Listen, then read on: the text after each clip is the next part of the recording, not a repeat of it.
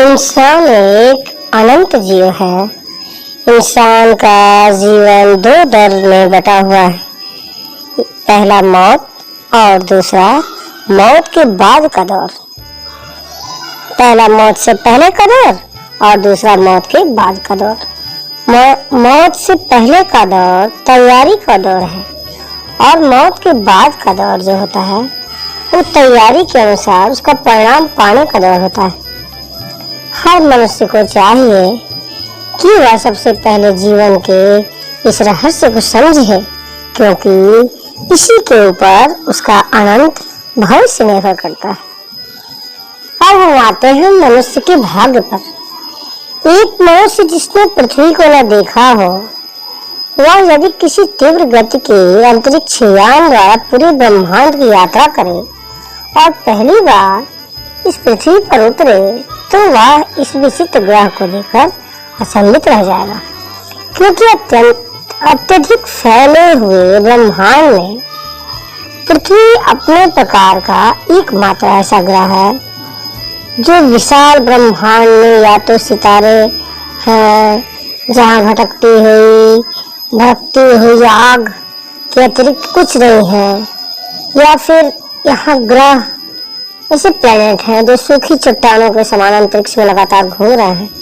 केवल पृथ्वी एकमात्र ऐसा ग्रह है जहाँ मानव जीवन के अनुकूल समस्त साधन उपलब्ध है, जिनके संग्रह को जीवन संरक्षण प्रणाली यानी कि लाइफ सपोर्ट सिस्टम कहा जाता है। प्रत्येक मनुष्य इसी ग्रह पृथ्वी पर तो जन्म लेता है और अपना समस्त जीवन इसी पर व्यतीत करता है, परंतु वह पृथ्वी के इस अनोखेपन का बोध नहीं कर पाता। इसका कारण यह है कि बचपन से वह पृथ्वी को देखता है। इस प्रकार दिन प्रतिदिन देखने से वह इससे अभ्यस्त हो जाता है। इसी कारण पृथ्वी का यह अनोखापन उसकी नजरों से ओझल रह जाता है। यदि ऐसा ना हो तो वह प्रतिदिन प्रातः जब पृथ्वी को देखे तो पुकार उठे कि पृथ्वी कितनी सुंदर और संसार कितना परिपूर्ण है। इसको इंग्लिश में कहें तो ऐसे कहें कि oh what a beautiful earth, what a perfect world. पृथ्वी को यह जीवन प्रदान करने वाली जीवन संरक्षण प्रणाली मनुष्य जीवन के प्रारंभ से थी, परंतु वर्तमान युग में वैज्ञानिक अनुसंधानों ने उसकी इस विशिष्टता को एक ज्ञात घटना बना दिया है। पृथ्वी की जीवन संरक्षण प्रणाली की एक अनूठी व्यवस्था को आज का मनुष्य जितना अधिक जानता है, इससे पहले के मनुष्य को इतना ज्ञान कभी नहीं था। जीवन संरक्षण प्रणाली क्या है? वह एक वरदान यानी कि गिफ्ट है जो किसी देने वाले यानी कि गिवर के द्वारा मनुष्य को प्राप्त हुआ है। इस स्थिति में यह आवश्यक है कि मनुष्य उस वरदान देने वाले का आभार प्रकट करे, उसके सामने अपनी पूरी हस्ती के साथ झुक जाए। मनुष्य को यह जानने की चेष्टा करनी चाहिए कि देने वाले ने ऐसा अनोखा वरदान उसको क्यों दिया है। इस प्रश्न का उत्तर जानने के बाद ही मनुष्य उस देने वाले की इच्छा के अनुसार इस वरदान का उपयोग कर सकता है। परंतु ऐसा ना हो सका। इंसान इस पृथ्वी पर जीवन व्यतीत करता है, वह यहाँ अपने लिए एक सभ्यता का निर्माण कर लेता है। वह अपने और अपने बच्चों के लिए शानदार भविष्य का निर्माण करने की चेष्टा करता है, परंतु उसे कभी यह विचार नहीं आता कि वह इस तथ्य को जानने का प्रयास करे कि जीवन संरक्षण प्रणाली यानी कि लाइफ सपोर्ट सिस्टम की यह असाधारण व्यवस्था किसने की है और वह इसके बदले में मनुष्य से क्या चाहता है। गंभीर चिंतन से यह पता चलता है कि हर विषय की तरह इस विषय के भी दो पहलू हैं, पहला उचित और दूसरा अनुचित। उदाहरण के लिए लौह तत्व का एक उचित पहलू यह है कि उसके द्वारा लाभदायक मशीनें बनाई जाएं, परंतु उसका दूसरा अनुचित पहलू यह भी है कि उसके द्वारा तबाह करने वाले हथियार बनाए जाएं। मशीन बनाना लौह तत्व का उचित उपयोग है और उसके द्वारा हथियार बनाना उसका अनुचित उपयोग है। यही मामला जीवन संरक्षण प्रणाली यानी कि लाइफ सपोर्ट सिस्टम का है। इस विशाल प्रणाली को सही दिशा से देखने वाला मनुष्य जीवन व्यतीत करने के लिए उचित एवं आवश्यक व्यवहार को जान लेता है। परंतु जो व्यक्ति रचयिता की इस प्रणाली को सही दिशा से नहीं देख पाता, ऐसे मनुष्य का व्यवहार भी गलत एवं अनुचित हो जाता है। जीवन संरक्षण प्रणाली यानी कि लाइफ सपोर्ट सिस्टम के अनुकूल आचरण को सुनिश्चित करने का एक माध्यम है। हम यह जाने कि ईश्वर ने अपनी रचनाओं के बारे में कौन सी कार्य प्रणाली निर्मित की है। इसी कार्य प्रणाली द्वारा हम यह समझ सकते हैं कि जीवन संरक्षण प्रणाली यानी कि लाइफ सपोर्ट सिस्टम की विषय में हमारा कौन सा आचरण उचित है और कौन सा अनुचित।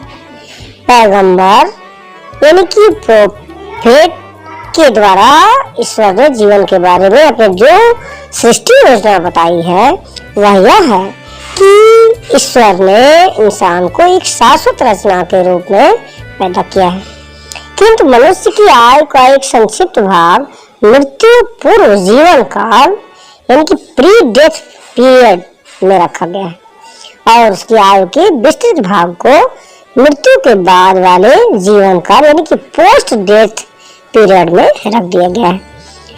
मृत्यु के पूर्व जीवन काल परीक्षा समय है और मृत्यु के बाद वाला जीवन काल परीक्षा के अनुसार परिणाम पाने का समय है।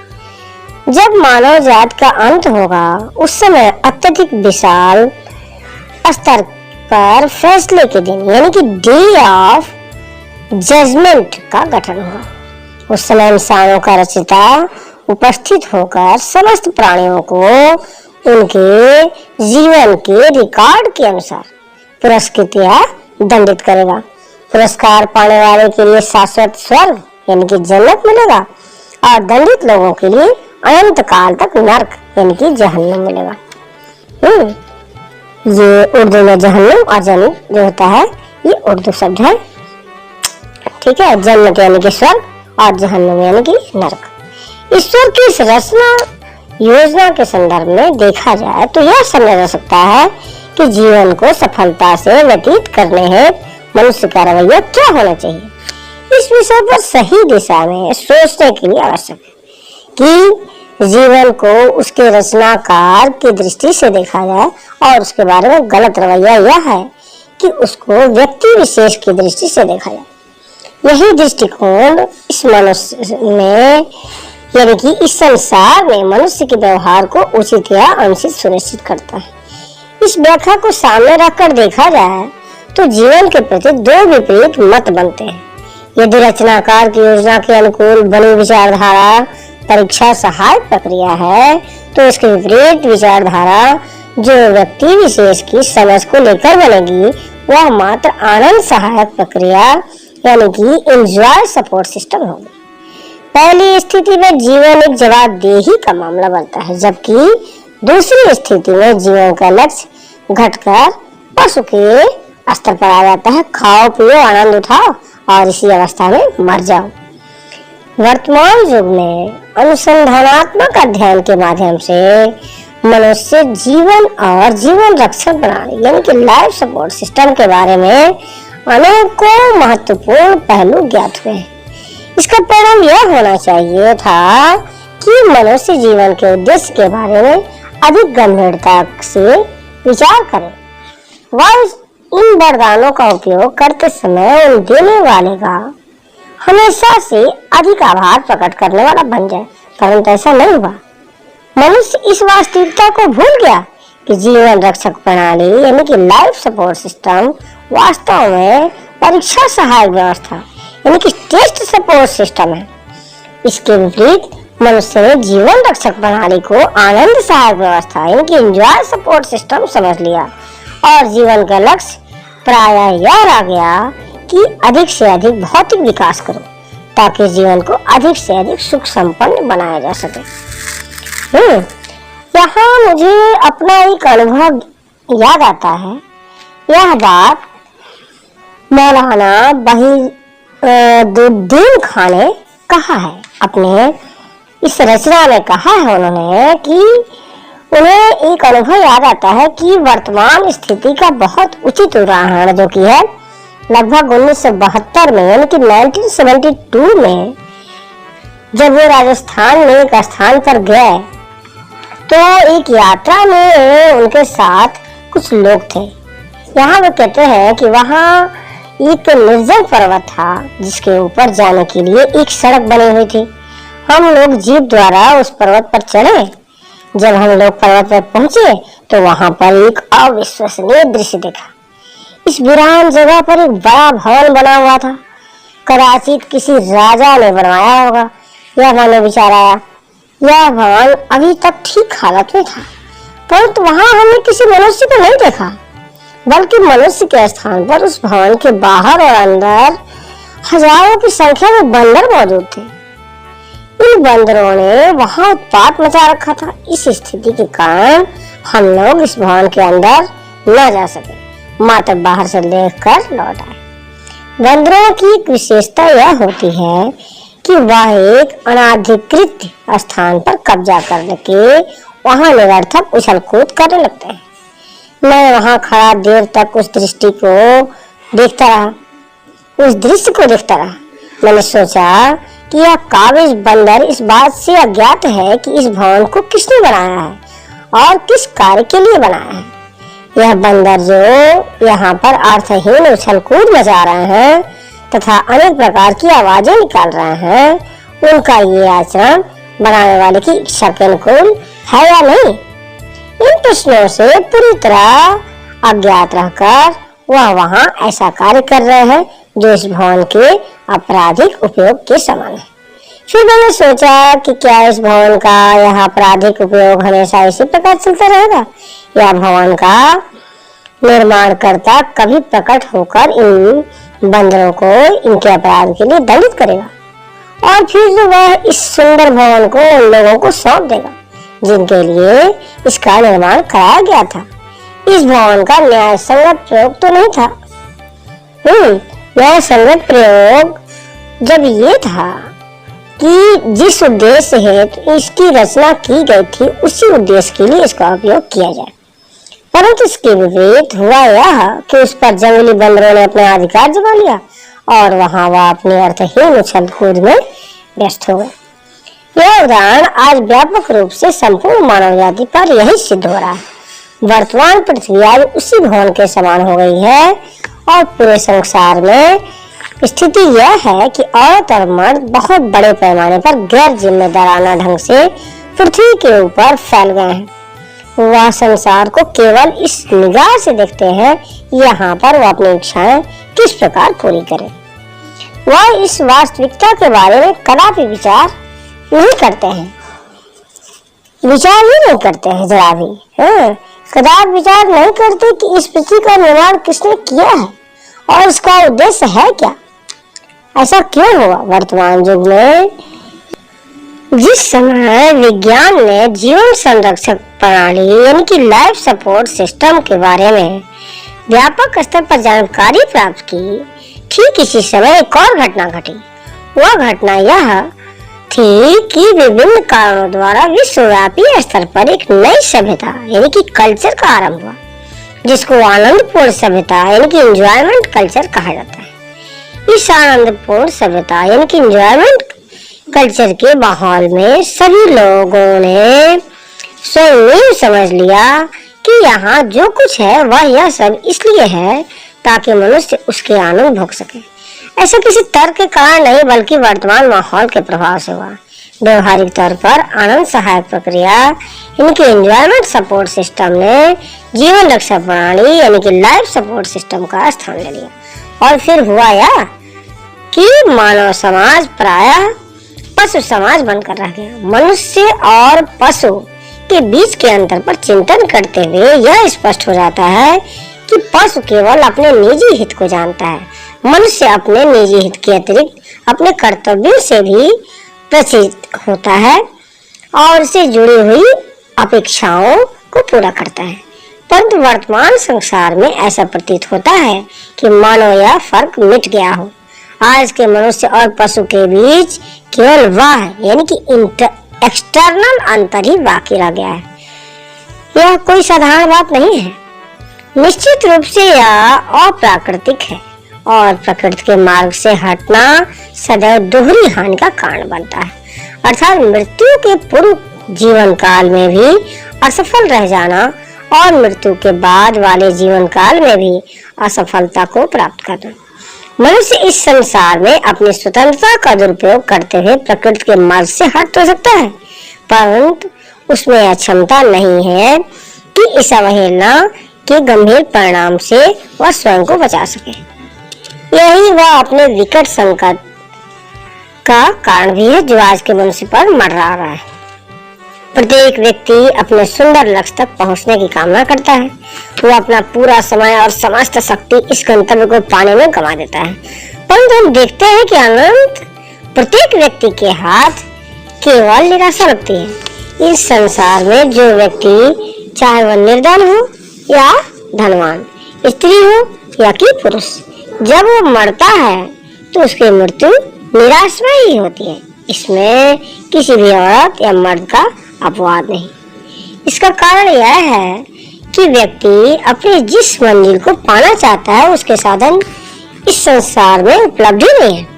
इसी कारणवश अनथक प्रयत्नों के उपरांत भी कोई व्यक्ति अपने मनचाहे गंतव्य तक नहीं पहुंच पाता, अर्थात वह अपने लक्ष्य को पाने में असफल रह जाते हैं।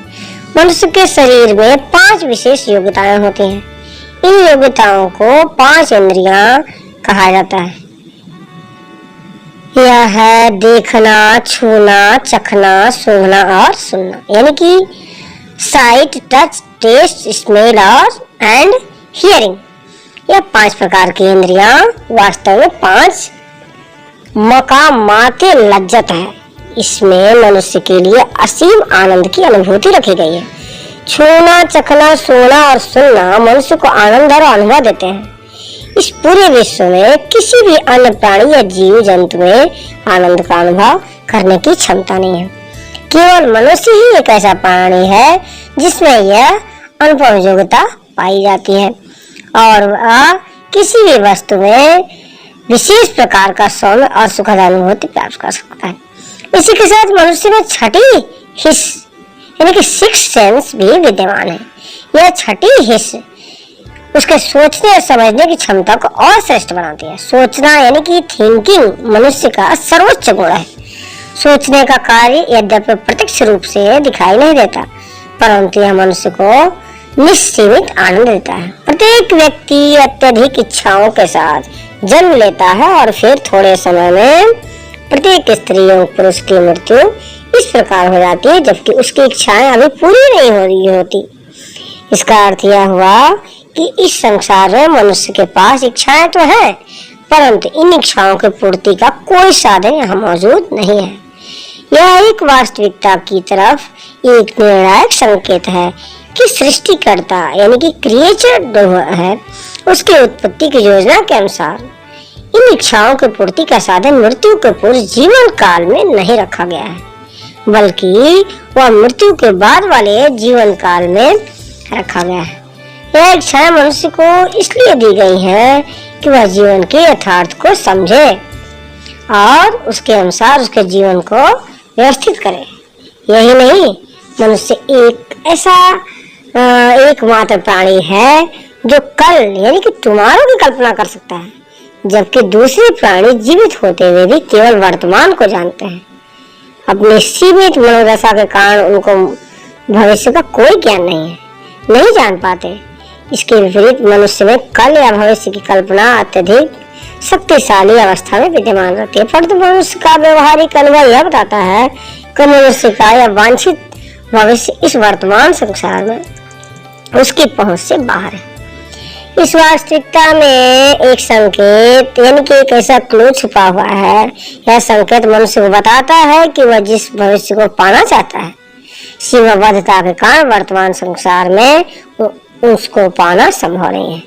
इस मनचाहे मंजिल को पाने के लिए उसको वर्तमान संसार में आवश्यक तैयारी करनी है ताकि मृत्यु के उपरांत वह अपने इस वांछित भविष्य को पा सके। वर्तमान संसार की अवस्था इस परीक्षा कक्ष जैसी है।